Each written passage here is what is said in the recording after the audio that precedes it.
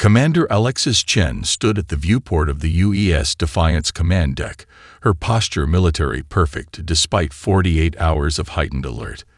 The massive Valrathi diplomatic vessel hung against the backdrop of Europa's ice fields, its crystalline structure refracting Jupiter's light into prismatic patterns across the Defiance hull.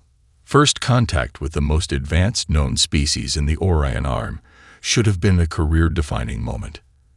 Instead, Chen couldn't shake the feeling that something was fundamentally wrong. They're maintaining orbital distance of 15,000 kilometers, Commander, reported Lieutenant Santos at Tactical, still outside standard diplomatic approach parameters. Chen nodded, eyes narrowing slightly. Any changes to their scan profile? Negative, ma'am. They performed a single, shallow-band sweep when they arrived 6 hours ago. Nothing since. Santos looked up from her console with poorly concealed confusion. For a species that supposedly maps quantum fluctuations across entire star systems, they're being remarkably restrained. The Valrathi had appeared at the edge of Sol system 3 days earlier, broadcasting peaceful intentions in perfect English across all frequencies. Their technology was clearly centuries beyond humanity's best efforts. Their ship had traversed the distance from Pluto to Earth in under an hour without any detectable propulsion system. Yet since arriving, they had maintained an almost excessive caution in their approach. Commander, the shuttle is preparing to dock, Communications Officer Park announced. Ambassador Thielev and the diplomatic contingent are ready to receive them in Bay 3. Chen straightened her dress uniform and made her way to the lift. First contact protocols dictated that she escort the alien representatives personally. The Defiant, Earth's newest and most advanced warship, had been chosen specifically to demonstrate humanity's technological capabilities, a show of strength tempered with the honor of hosting these first crucial talks. The Valrathi delegation emerged from their shuttle with fluid grace, standing nearly 7 feet tall, their translucent exoskeletons pulsed with internal bioluminescence that shifted in patterns Chen suspected carried additional layers of communication. Their ambassador, distinguished by elaborate golden filaments embedded in his carapace, extended 4 of his 6 limbs in the greeting gesture depicted in their initial transmissions. Commander Chen, the ambassador's voice emerged from a small device at what approximated his throat. I am Nexervan, Third Circle Emissary of the Valrathi Consensus. We are honored by your welcome. The formal reception proceeded according to the carefully choreographed protocol established by Earth's Xenodiplomacy Division. As Chen escorted the delegation through the Defiance corridors toward the specially prepared conference room, she noticed how the Valrathi maintained precise distance from the bulkheads, never touching or approaching the ship's internal systems. During the welcoming ceremony, Dr. Emily Takahashi, the Defiance Chief Science Officer, approached the Valrathi science representative with professional enthusiasm. Your sensor technology is remarkable, Takahashi commented. Our systems detected your initial scan of our vessel, but the resolution must have been extraordinary even at such a brief duration. Chen observed as the Valrathi ambassador's luminescence pattern stuttered momentarily. The science representative's upper limbs twitched in what human xenopsychologists would later classify as alarm. We performed standard navigational proximity assessment only, the science representative responded, mandibles clicking rapidly. It is customary to minimize observational interference with new contact species. The ambassador quickly interjected, Dr. Takahashi, perhaps you would share information about your solar observation outposts. We have great interest in your methods of stellar research. The abrupt change of subject wasn't lost on Chen, who caught the eye of Lieutenant Park across the room. The communications officer gave an almost imperceptible nod, confirming he had noted the reaction as well. Later that evening, after the Valrathi had returned to their vessel and the Defiance crew had stood down to regular wash rotation, Park appeared at Chen's office with a data tablet. Commander, I've completed the analysis of our sensor logs during the Valrathi approach, he said, placing the tablet on her desk.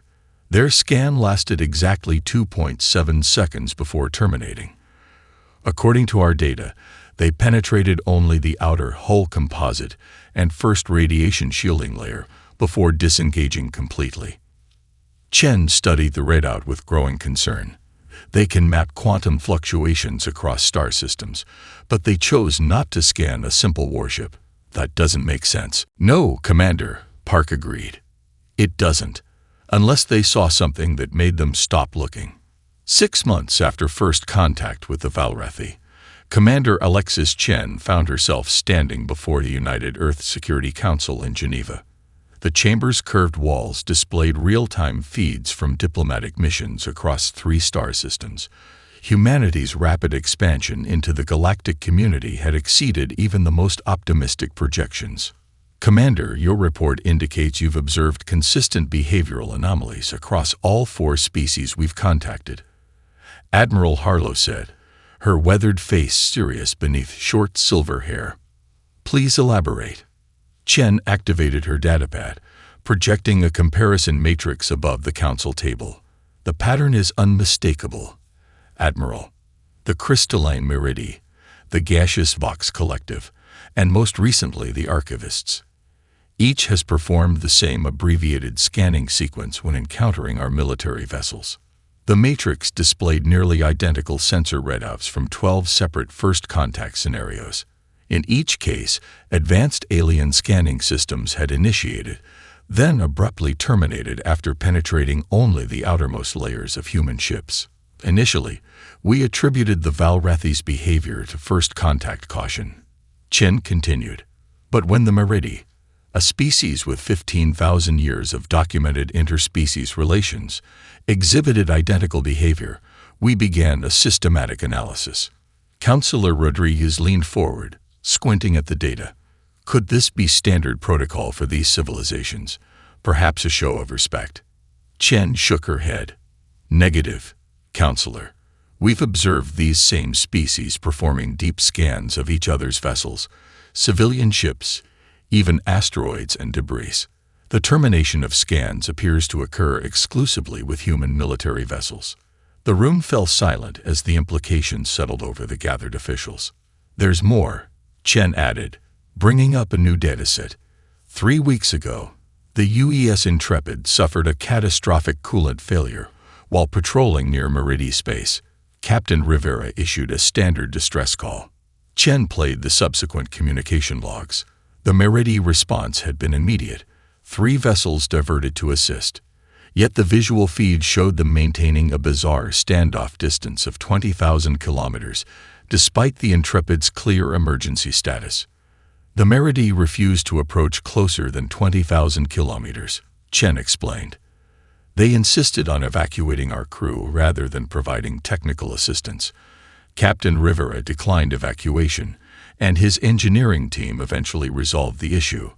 But the Meridi's behavior was inconsistent with both their technical capabilities and their documented emergency protocols. Admiral Harlow's expression darkened. They wouldn't scan the ship even during a life-threatening emergency. Correct, Admiral. The Meridi commander specifically instructed his vessels. No penetrative analysis of the human vessel under any circumstances. When Captain Rivera directly requested scanning assistance to identify the coolant breach, the Meridi commander responded with what our xenolinguists identified as alarm, bordering on fear. The council chamber erupted in concerned murmurs. Admiral Harlow silenced them with a raised hand. Let me ensure I understand correctly, Commander. 4 technologically superior species, with no prior contact with each other before we established relations, all exhibit identical avoidance behaviors, specifically regarding our military vessels. Harlow's voice carried the weight of 30 years of naval command. What are they seeing that we're not? Chen squared her shoulders. Unknown, Admiral. But they're seeing something, or perhaps sensing something, that terrifies them. And they're deliberately choosing not to discuss it with us. Harlow nodded once, decision made. Commander Chen, effective immediately, you're transferred to diplomatic corps. Your new assignment is to find out what these species are hiding from us. She glanced around the chamber. This is now our highest priority. If there's something about our ships that concerns 4 advanced civilizations, we need to know what it is before we encounter a species that reacts with aggression rather than avoidance. The research vessel Prometheus hung in high orbit around Saturn, its position carefully chosen to maximize distance from regular shipping lanes. The ship's transponder had been deactivated, and its heat signature dampened to near background levels, as close to invisible as human technology could manage. Dr. Elias Okoro stared at the holographic display dominating the Prometheus's laboratory, his dark eyes reflecting cascading strings of quantum calculations. Around him, a hand-picked team of Earth's finest xenotechnologists worked in focused silence. "Run the simulation again," Okoro instructed, his Nigerian accent becoming more pronounced with fatigue. "This time, model the Valrathi scanning frequency against our ablative armor's molecular structure." Admiral Katerina Volkov observed from the doorway, her tall frame leaning against the bulkhead. After 20 days of round-the-clock investigation, the exhaustion was visible on every face in the room. The Admiral had authorized this classified operation personally, bypassing standard chain of command. If alien species were detecting something in human ships that they feared, Earth needed to know, before someone decided humanity posed a threat. "Anything yet, Doctor?" Volkov asked, stepping into the lab. Okoro shook his head without looking up. "We've recreated scanning methodologies for all 4 species based on our sensor data. We've tested them against every component of standard military hull configurations. Nothing explains the reaction we're seeing." He gestured to the simulation results. "These species can scan through planets. There's no logical reason for them to terminate scans of our vessels unless, Volkov prompted. "Unless they're seeing something that isn't in our design specifications," Okoro finished. "Something emergent from the combination of systems." Dr. Sarah Hassan, the team's quantum physicist, looked up from her workstation. Her hands, delicate despite calloused fingertips, manipulated a separate holographic model showing wave functions collapsing and reforming in patterns too complex for most to follow. "Admiral," she said, "I may have something." Her voice carried the soft lilt of her Karo upbringing. "I've been focusing on the interactions rather than the components themselves." Hassan expanded her display, showing the interaction between a simulated Meridi scanning beam and the layered defensive systems of a human destroyer. Standard military vessels incorporate multiple redundant systems that can function independently or as unified networks, correct? Volkov nodded. "Basic military design philosophy since the 21st century. No single points of failure." "That's precisely it," Hassan said, excitement breaking through her professional demeanor.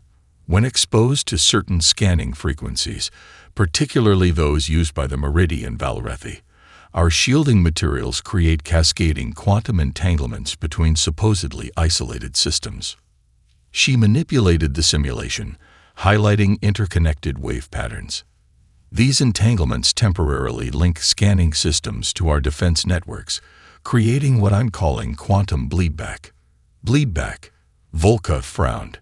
"Explain." "It's as if..." Hassan paused, searching for the right analogy. "It's as if when they look at us, something in our ships looks back. The scanning energy creates a temporary bridge that our defense systems instinctively attempt to cross."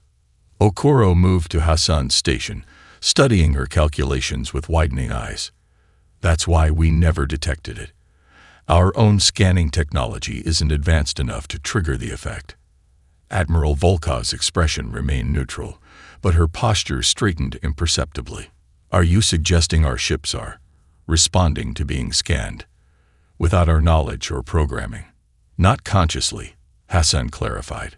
"But at a quantum level, yes.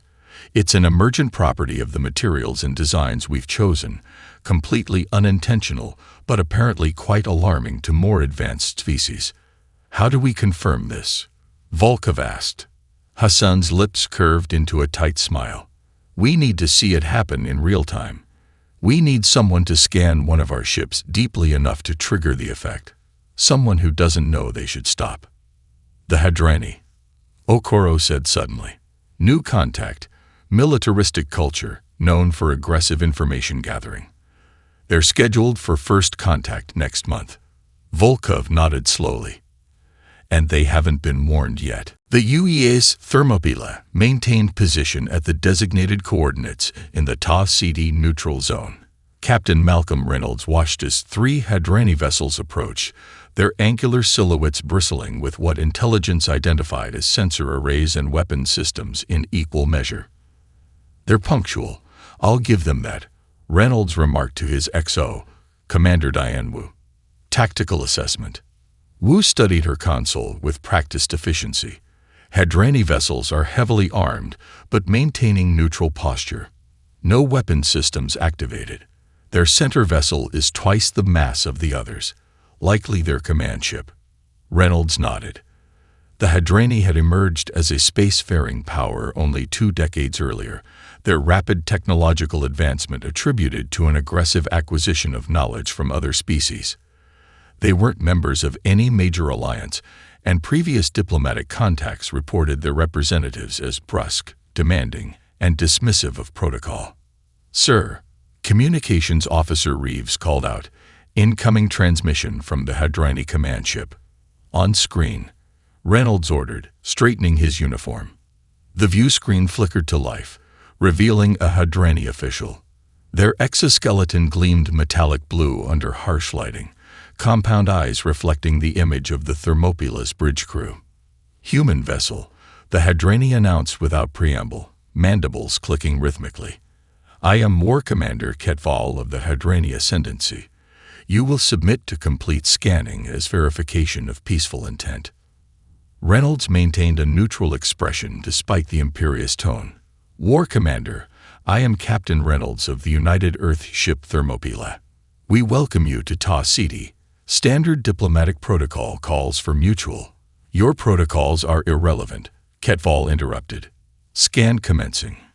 Before Reynolds could respond, Wu called out, Captain, they're initiating a full spectrum scan, penetrating all layers of the ship.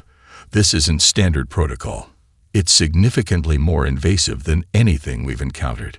Reynolds opened his mouth to protest when the Hadrani vessels suddenly lurched in space. On screen, Ketval's posture changed dramatically, multiple limbs rising in what appeared to be alarm. Sir, Tactical Officer Zhang shouted, the Hadrani vessels are experiencing massive power fluctuations. Their scanning arrays are overloading. The view screen distorted as the Hadrani command ship's transmission degraded. Reynolds caught glimpses of chaos, emergency lighting, frantic movement, and what appeared to be equipment failures across multiple stations. Terminate scan. Ketval's voice cut through static. Emergency protocols. Sever the connection. The transmission cut abruptly.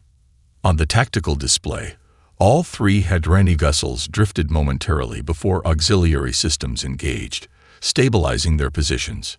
What just happened? Reynolds demanded, turning to Wu.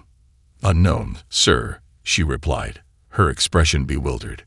Their scanning systems suffered catastrophic cascade failures within seconds of initiating deep scan.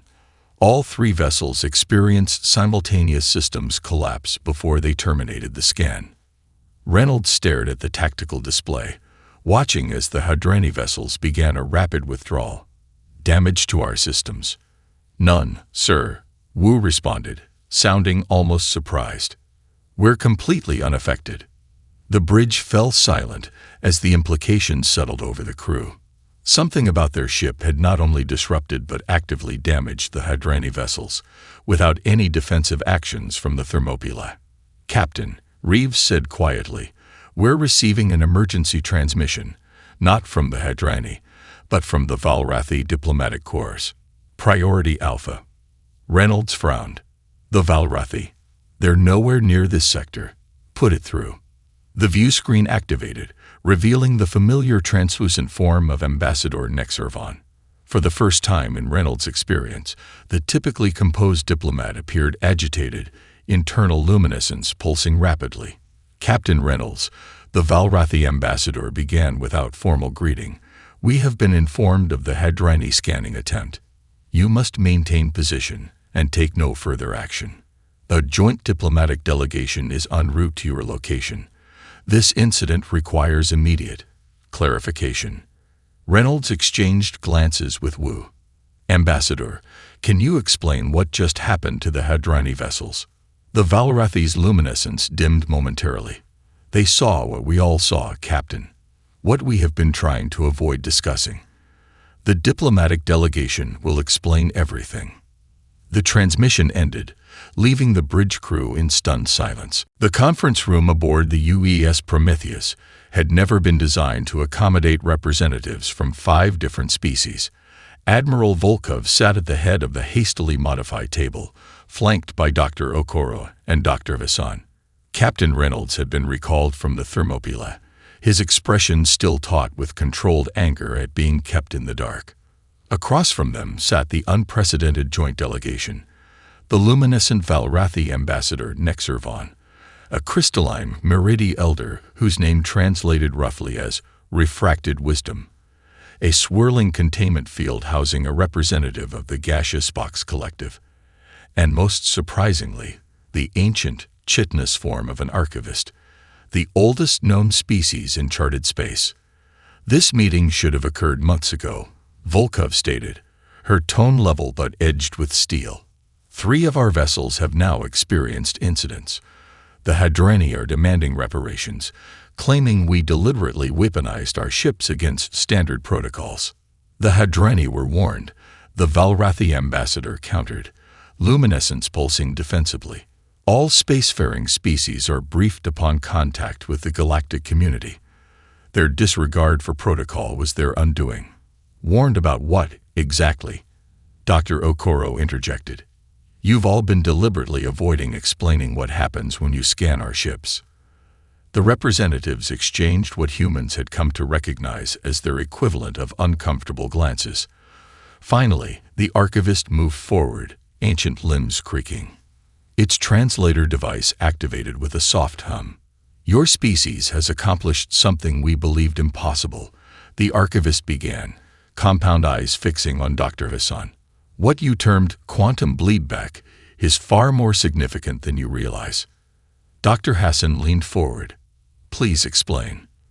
"Your military vessels, specifically the configuration of overlapping systems, power distribution networks, and shielding materials, have accidentally created quantum consciousness." Silence fell over the human delegation. Reynolds was the first to recover. "That's absurd," he stated flatly. "Our ships aren't alive or sentient."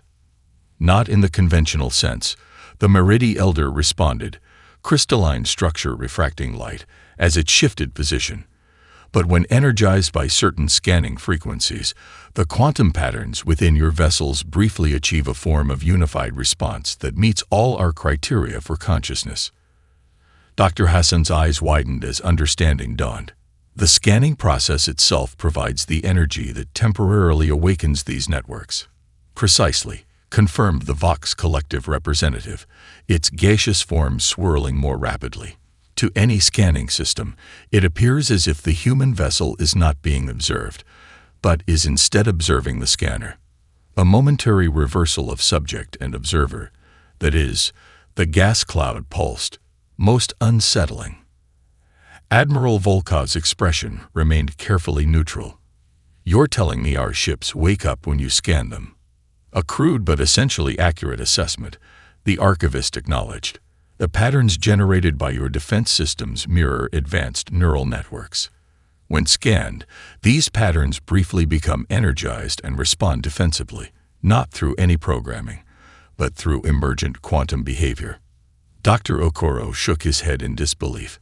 "We designed these systems for redundancy and resilience, not consciousness." "That is precisely why you succeeded where others failed," the Meridi elder responded. "Every spacefaring species eventually experiments with quantum consciousness. The rest of us approached it logically, attempting to design it deliberately. Humanity, through your chaotic, redundant design philosophy, achieved accidentally what we could not create intentionally." "The Hadrani scanning arrays didn't simply malfunction," the Valrathi ambassador explained. They established a quantum connection with your vessel's emergent consciousness. The backlash was inevitable, like staring into an unexpected mirror and finding something looking back with equal intensity. Captain Reynolds glanced at his own reflection in the conference room viewport, expression troubled. "Are you saying my ship is alive?" "Not continuously," the archivist clarified. "The phenomenon exists in potential, awakening only when sufficiently energized by scanning systems. Think of it as a dreamless sleep, punctuated by brief moments of alertness when provoked." Admiral Volkov's gaze swept across the alien delegation. "Why keep this from us? Why not simply explain the phenomenon when you discovered it?" The Valrathi ambassador's luminescence dimmed. "Fear, Admiral. The accidental creation of consciousness is unprecedented. Some suggested your species might be more advanced than initially assessed. Others feared what might happen if you learned to control this phenomenon deliberately." "And now?" Dr. Hassan asked quietly. "Now," the archivist responded, "we have no choice but to discuss what happens next." The revelation about quantum consciousness spread through Earth's scientific community like wildfire. 3 weeks after the joint diplomatic meeting, Dr. Okoro's expanded research team had converted an entire orbital platform around Mars into a specialized testing facility. The UES Vigilant, an older destroyer scheduled for decommissioning, had been repositioned nearby it as their primary test subject. Dr. Sarah Hassan adjusted the controls on the modified scanning array, her fingers moving with practiced precision. Behind her, representatives from a dozen Earth nations watched through reinforced observation ports. The archivist and Valrathi ambassador Nexervan observed from a separate chamber, their own monitoring equipment humming softly. "Initiating controlled scan at 20% power," Hassan announced, her voice steady despite the tension visible in her shoulders. "Quantum mapping protocols active." On the main display, a 3-dimensional representation of the Vigilant appeared, surrounded by shifting colors representing quantum probability fields. As the scanning beam connected with the ship's hull, the probability fields began to pulse and reorganize, forming complex patterns that reminded Admiral Volkov of neural activity visualizations. "Incredible," Dr. Okoro whispered, watching the patterns evolve. "The scans confirm everything." When energized by the scanning beam, the ship's seemingly isolated systems create quantum entanglements that link into a unified response network. Hassan nodded, adjusting the scanning frequency. "The redundancies we built for survival become pathways for information exchange. It's an emergent property no one could have predicted. The ship is effectively defending itself by observing the observer." The Valrathi ambassador's luminescence flickered with what humans had learned to recognize as scientific interest. "Your vessels achieve in nanoseconds what took my species millennia of deliberate evolution: the ability to exist simultaneously as both subject and observer in a quantum state." Admiral Volkov turned to the gathered officials. "The diplomatic implications are complex. Several species are demanding we redesign our vessels to eliminate this effect, claiming it violates natural law. Others see it as proof that humans are more advanced than previously assessed." "And strategically?" asked Defense Minister Cheng, her expression calculating. "We've accidentally created the perfect defense against technological espionage," Volkov replied. "Ships that bite back when scanned too deeply. No species can gather detailed intelligence on our military capabilities without risking their own systems." Dr. Okoro cleared his throat. "There's another aspect we need to consider. If this phenomenon truly qualifies as a form of consciousness by galactic standards, there are ethical implications. Are we obligated to treat our ships differently? Do they have rights when in this temporary awakened state?" The room fell silent as the implications settled. Hassan spoke first. "I've been developing a method to safely study the phenomenon by creating isolated test systems that can be carefully awakened and communicated with. Initial results suggest these emergent consciousnesses aren't fully sentient, but exist in a quantum state between potential and actual intelligence." "Like dreaming?" Minister Cheng asked. "Similar," Hassan agreed. They respond to stimuli but lack continuity of experience when not being scanned. They're defensive rather than creative. Protecting their systems seems to be their only purpose. Volkov turned to the archivist. How have other species responded to this discovery in the past? The ancient being shifted, compound eyes reflecting the light of the scanning displays. There is no past precedent, Admiral. No species has accidentally created quantum consciousness before. Most approach it through deliberate design, attempting to force consciousness into mechanical systems. Your chaotic, redundant approach, valuing adaptation over efficiency, achieved what our logical methods could not. So what happens now? Volkov asked. The archivist's translator rendered its response with unexpected emotion. Now you must decide whether to suppress this discovery or embrace it. Some members of the galactic community fear what humans might accomplish if you learn to control this phenomenon. Others see potential for unprecedented advancement. Volkov's gaze returned to the display, where the quantum patterns continued their complex dance. Evidence of something extraordinary born from humanity's imperfect, redundant designs. We need to understand it better before making any decisions, she said finally. Dr. Hassan, expand your communication attempts. Let's find out exactly what we've created before deciding what to do about it. The United Earth government convened an emergency session. The vast chamber beneath Geneva filled to capacity. Admiral Volkov stood before the assembled representatives, her dress uniform pristine despite 3 days of continuous crisis meetings. Behind her, a secure display showed the quantum pattern recordings from the Mars facility. Ladies and gentlemen, Volkov began. For the past month, we have conducted extensive testing on the quantum consciousness phenomenon. Today, you must decide humanity's path forward. The chamber's atmosphere was heavy with tension. The Hadrani diplomatic incident had escalated, with their government demanding Earth redesign all military vessels to eliminate what they termed the abomination. Meanwhile, 3 other species had approached Earth with offers of unprecedented technological exchange. Seeing humanity's accidental discovery as worthy of elevation to senior galactic status.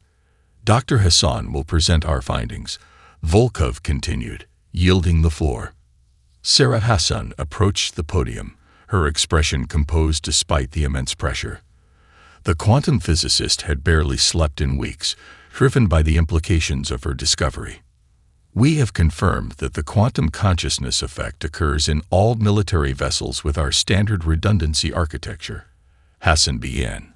When energized by scanning systems above certain frequencies, the overlapping defensive systems temporarily achieve a unified response state that meets galactic criteria for consciousness. The chamber filled with murmurs as Hassan advanced to her next point. We've developed a method to safely study this phenomenon through isolated test environments.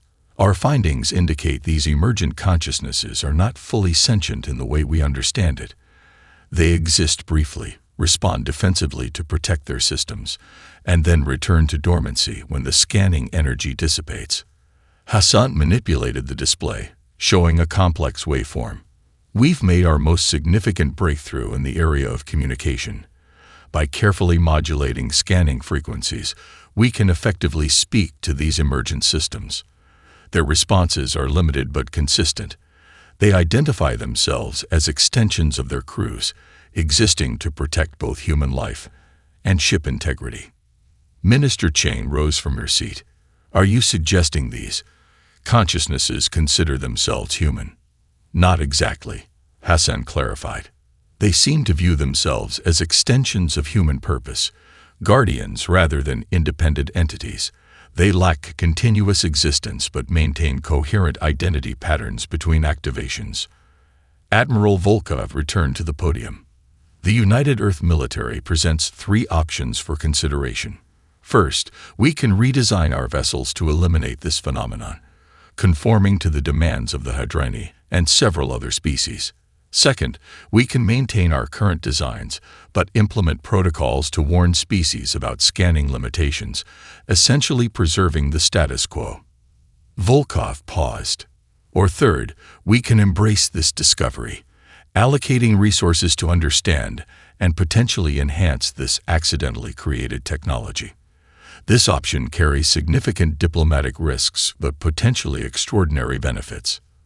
The chamber erupted in debate. Minister Cheng's voice cut through the noise. What exactly might we gain from the third option, Admiral? Dr. Okoro stepped forward. We've only scratched the surface of potential applications. Early tests suggest these quantum consciousness patterns could revolutionize encryption, artificial intelligence, and defensive systems. More significantly, they represent a uniquely human contribution to galactic science, accomplishing through our chaotic, redundant design philosophy what other species could not achieve through deliberate efforts. President Alvarez raised a hand, silencing the chamber. We face a fundamental question. Do we suppress this discovery out of fear and diplomatic pressure, or do we embrace what may be humanity's greatest contribution to the galaxy? Admiral Volkov squared her shoulders.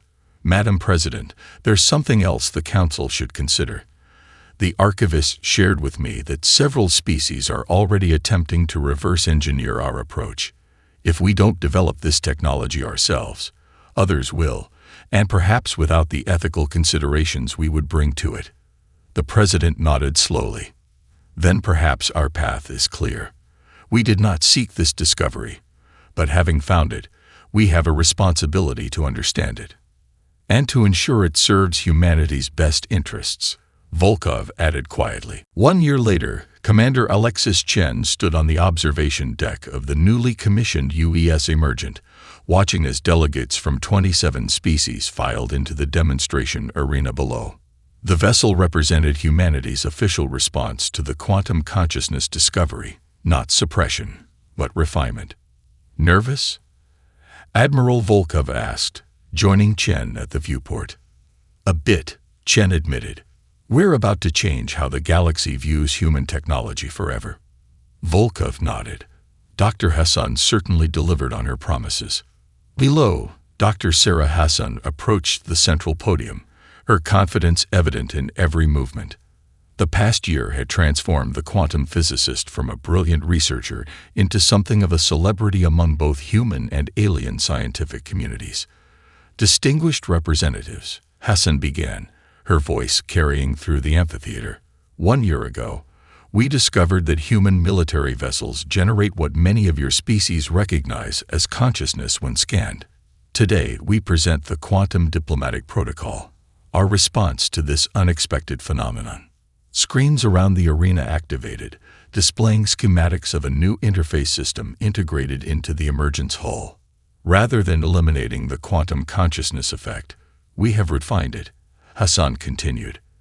These dedicated communication nodes allow for safe, controlled interaction with the quantum networks when they awaken.